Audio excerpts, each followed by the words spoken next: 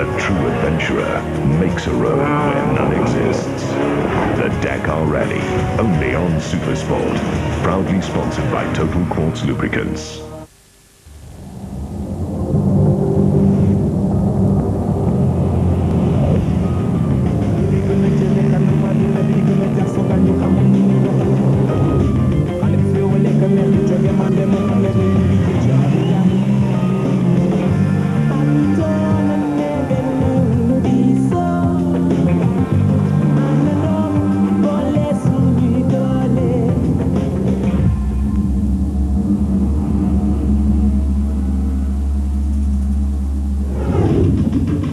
Off we go for the 28th edition of the Dakar. Thousands of fans gathered this morning in Lisbon for the big start. Cyril Deprez's quest of a second title started on the road to Portimao with a tricky first special in the mud. A great champion in motorsports, but a newcomer on the Dakar, Carlos Sainz discovered the first kilometers of the rally in his race Touareg.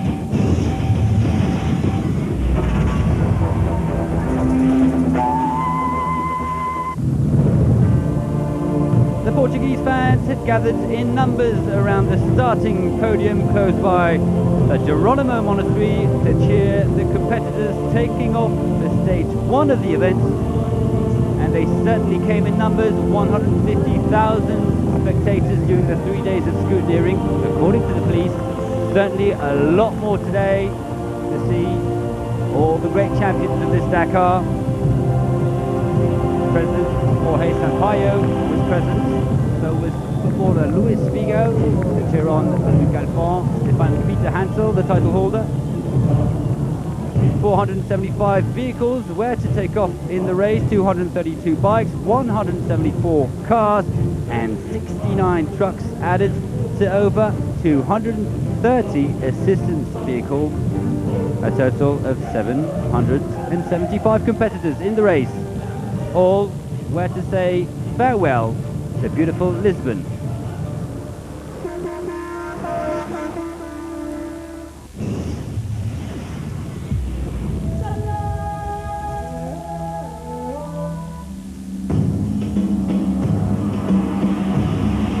So, stage one of the Dakar, taking the competitors from Lisbon to Portimao along a liaison road, all the way to the start of the day special, 83 kilometers, and then more liaison going to Portimao.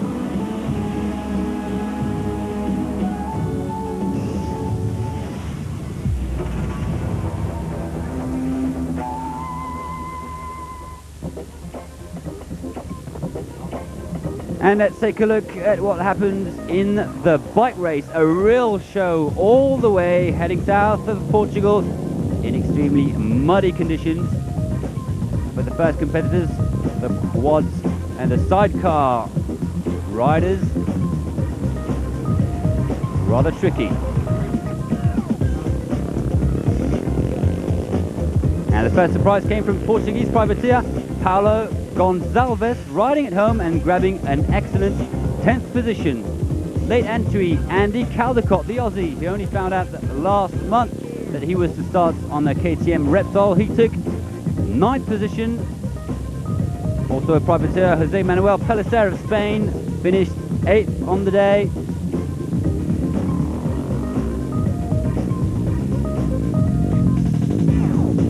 A newcomer in the KTM Gaulois team, David Casteux, a support rider for Isidre Esteve, 7th on the day, 1 minute 26, adrift of the fastest time.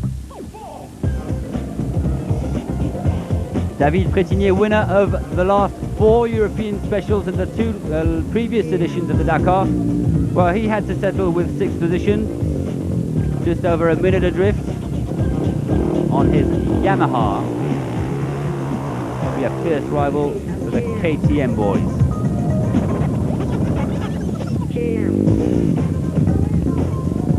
Isidre Esteve, also a newcomer in the KTM Gaulois team. He used to ride for KTM Repsol. Well, he finished in 5th position, exactly 1 minute behind.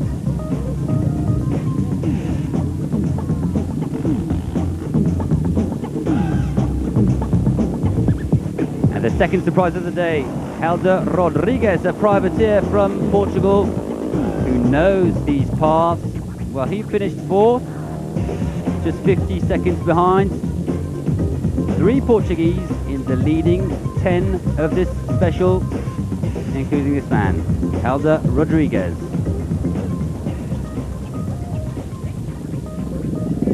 And the fastest of the KTM Repsol riders was the leader, Mark Coma, who finished in 3rd position, only 7 seconds adrift.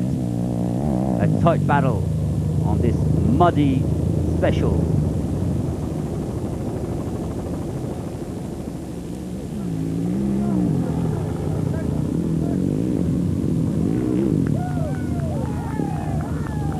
Mark Coma will be fighting it out for overall victory in Dakar.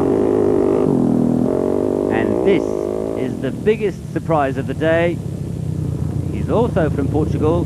He's also a privateer. His name, Ruben Faria, who finished 2nd. He had the fastest time during the whole day and eventually lost that best position for only 4 seconds.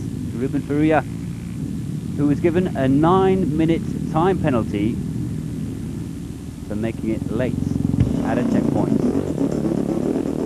And here's the man all the eyes were set on, the title holder, Monsieur Cyril Després, on his brand new KTM. Well, he was to win this one in a final time of 58 minutes and 10 seconds. A slim 4-second advantage on Ruben Faria. And what a way to start his quest of a 2nd consecutive title in the bike class.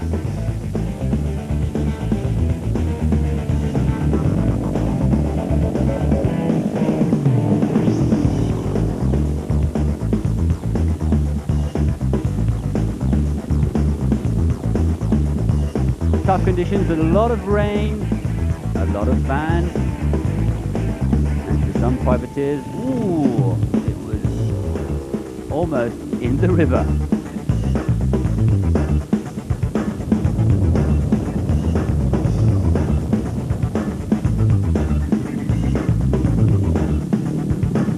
The KTM Repsol boys, Carlo De Gavado, who eventually finished in 14th position. Disappointment for Jean D'Azevedo, winner of a stage last year, who finished 29th, over 5 minutes adrift. The KTM Red Bull boys with Chris Blaze, 9th last year. And he had to settle with a disappointing 33rd position. Disappointment as well for Paul Anders Olav Alzetta, the man in green from Norway.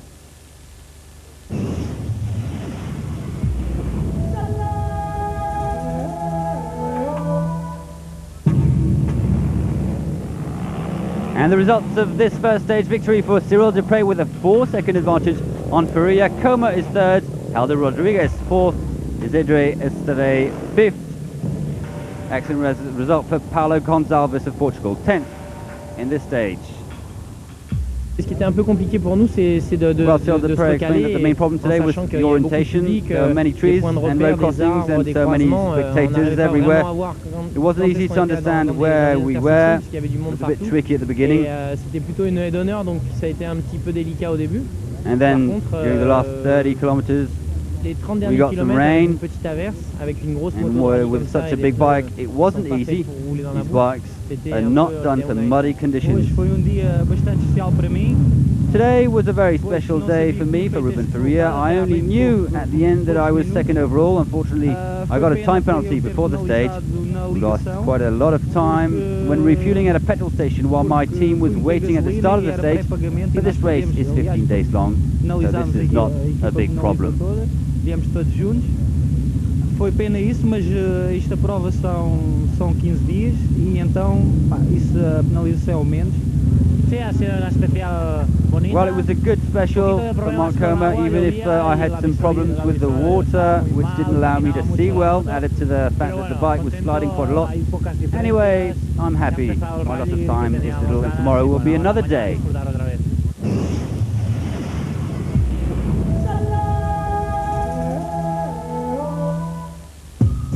A Spanish legend in WRC racing, 196 races and 97 times on the podium. Two-time world champion, the only man in history able to capture 26 wins. 43 years old, Carlos Sainz, El Matador, needed new and tougher challenges. So to the Dakar 2006. Rally raids could indeed perfectly suit this driver, able to go fast, but also take good care of this car. The car is much bigger, he explains, much heavier. Tyres are different, power is different. But this is not the most difficult thing for me. My problem will be driving on dunes, where I never drove. Sainz is not the first WRC driver to switch to rally raid. Bruno Sabi is another one of them, a Frenchman who won the Dakar in '93 and who is in the same team as Carlos, can explain what the biggest problem is when switching from WRC to rally raid.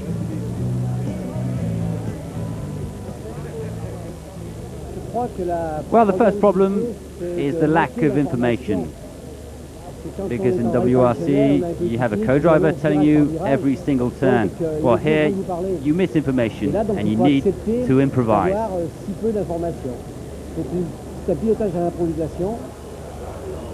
And that of course means that co-drivers play a crucial role. Carlos Sainz chose Germany's Andreas Schultz. Won't be easy for the Spaniard to communicate in English with the German. So why Andreas Schultz instead of a Spaniard? Well, first because I know him, he's a friend of mine. Second, because he has a lot of experience. He did 14 Dakars.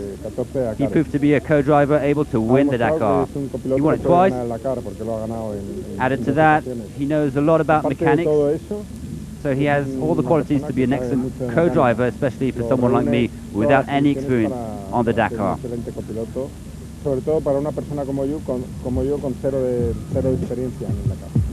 Last year, another former WRC legend, Juha Kankkunen, who won the Dakar in '88, had a disappointing Dakar driving for Volkswagen as well. Will Sainz be able to do better?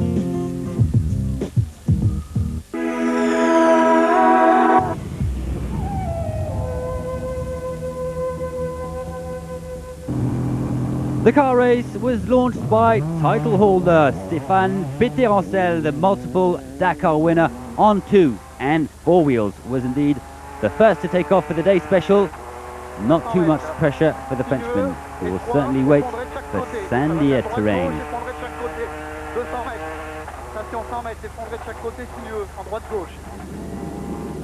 Well, anyway, it certainly didn't go as expected for Peter, who suffered a puncture on this 83-kilometer course.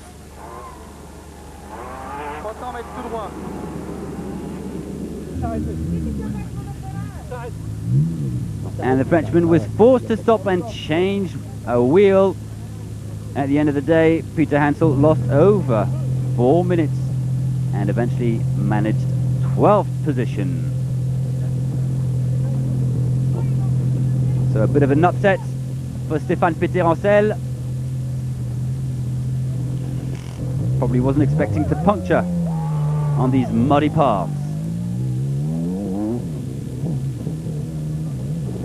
But the man of the day was Senor Carlos Sainz, a first experience on the Dakar and a first special success.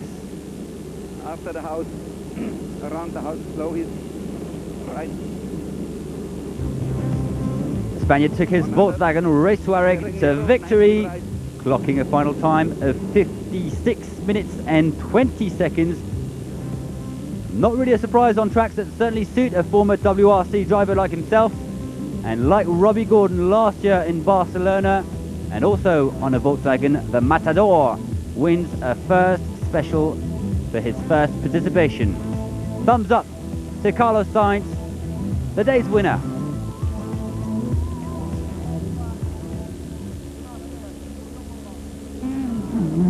And one man that had announced that Sainz would be the one to beat was Portugal's Carlos Sousa, as expected, on tracks that he almost knows by heart, the national hero Clint. Second spot, 1 minute 30 seconds adrift. Certainly a great satisfaction for all the Portuguese fans massed on the side of the road. So an impressive start for the Nissan Pro Truck driver, who certainly would have preferred victory at home. Also, a former WRC specialist, Bruno Sabi, was expected to be one of the day's favourites. Well, he lived up to expectations, finishing third, 1 minute 51 seconds behind his Volkswagen teammates. Just behind Sabi was another glorious competitor, Jutta Kleinschmidt, fourth of the day. German finishing 2 minutes and 24 seconds adrift.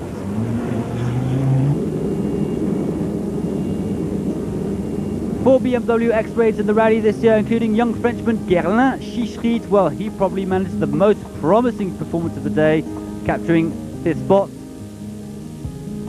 Former winner of the Volant Dakar contest last year.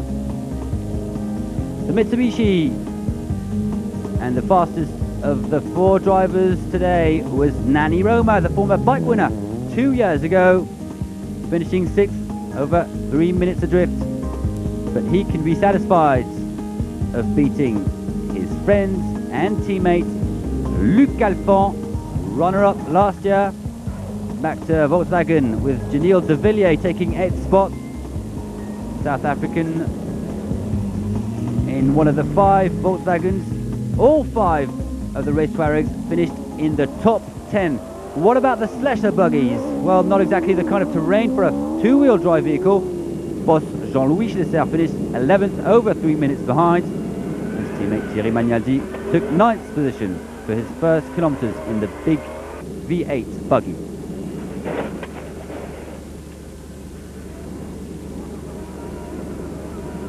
Virage à droite sur piste. Et arrivé à 500 mètres. Jean-Louis Schlesser will be hoping for better results in the dunes. One of the other BMW boys, Nasser Al Attiyah of Qatar, had to settle with a rather disappointing 19th position, over 6 minutes behind. He'll also certainly be more impressive in Africa, driving his X3. Beautiful sceneries in the Algarve area. The big Hummer of Robbie Gordon. The American finished in a promising 14th spot. A winner of several stages last year on a race Touareg. Eric Vigoureux of France, also on a buggy, who had to settle with 28th position. And a lot of fans on the side of the road of the tracks to watch Stéphane Horard on his race Touareg. 21st today.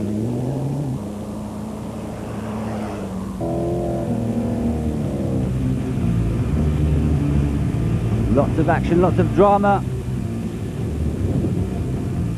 lots of mud. Not the easiest of days for quite a few competitors. Alfie Cox in South Africa, first experience on 4 wheels in the Dakar. He finished 29th, losing over 6 minutes. Whoops! Almost a tumble for this privateer.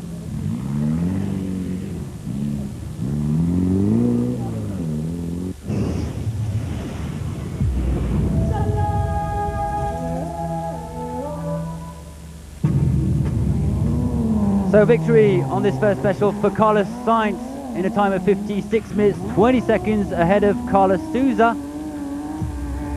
Janil de Villiers is 8th, the 5 Volkswagens in the top 10, with Mark Miller in 10th position.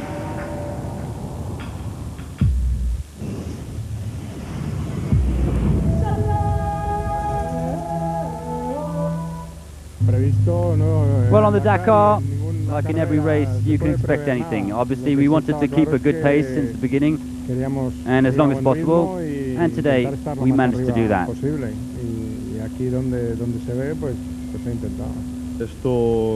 I'm quite satisfied. We did our best to set the best time, but Carlos Sainz did very well. He's a fantastic driver. Sometimes we suffered a bit because we didn't do a lot of kilometers with this car. But all in all, we're very satisfied. The fans really cheered us a lot. During the special, they showed us their watches with some gestures just to tell us to go faster, to push harder.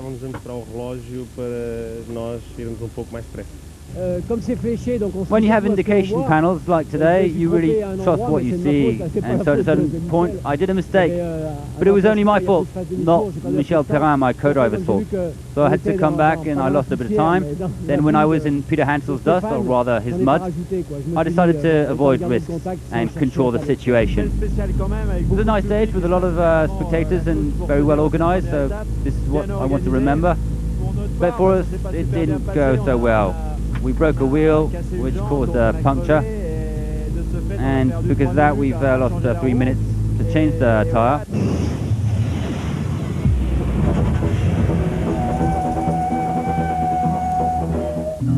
And the truck race, I look back at what happened yesterday. The big story concerned the DAF trucks who failed to go through scrutineering.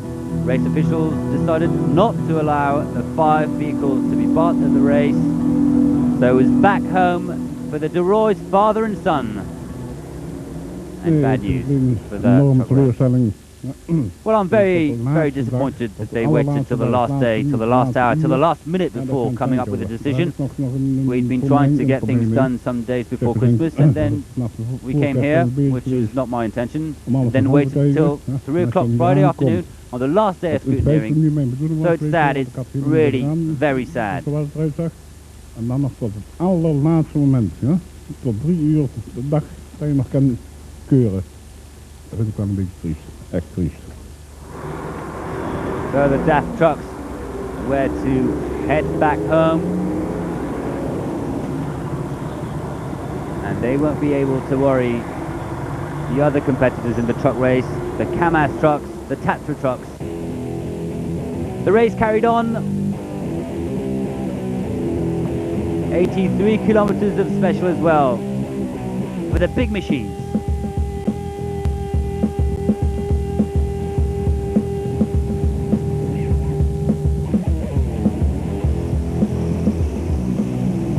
And already an upset in this truck class. Fidaus Kabirov, last year's winner, lost over 30 minutes today in this special. Already a blow for the Russian. Victory, however, remained in the Kamaz team.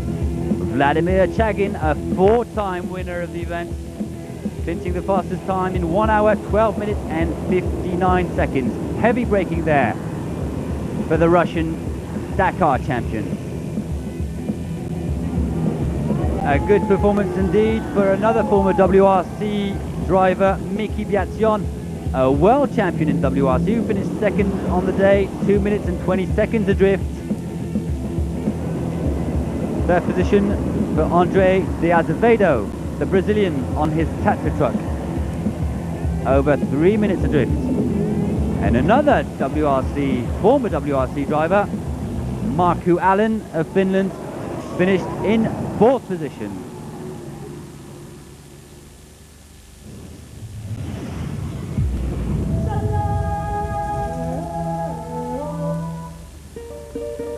Tomorrow, after the first kilometres heading south to Portugal, well, there's even more action, a short 65-kilometre liaison.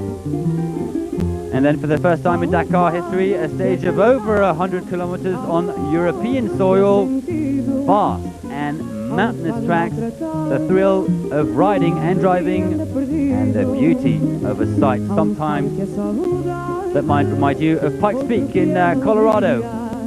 And then it's a 400-kilometre liaison to Malaga and a boat crossing to Nador and Morocco. Dakar carries on tomorrow, and then it'll be Africa.